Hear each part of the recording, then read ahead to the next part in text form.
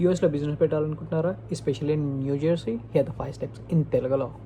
So first మీరు unique business name అయితే choose చేసుకోవాలి. Second, register agent.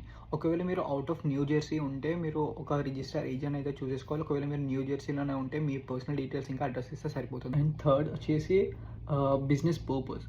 సో మీరైతే వాళ్ళకి మెన్షన్ చేయాలన్నమాట మీరు ఏ పర్పస్ కోసం తీసుకుంటున్నారో బిజినెస్ అనేది. సో నేనైతే digital marketing and e commerce అని చెప్పి చూస్ చేసుకున్నాను, ఎందుకంటే నాది అదే కాబట్టి.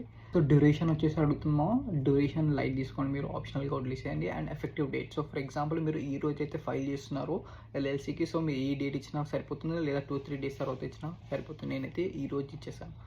అండ్ ఫిఫ్త్ వచ్చేసి మీకు పేమెంట్ అడుగుతుంది.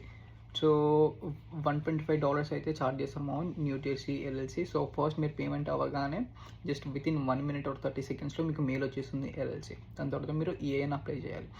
అది ఈఏఎన్ మీరు ఐఆర్ఎస్ పోర్టల్లోకి వెళ్ళి ఈఏఎన్ అప్లై చేసుకోవచ్చు. అది నెక్స్ట్ వీడియోలో చెప్తాను. Thank you.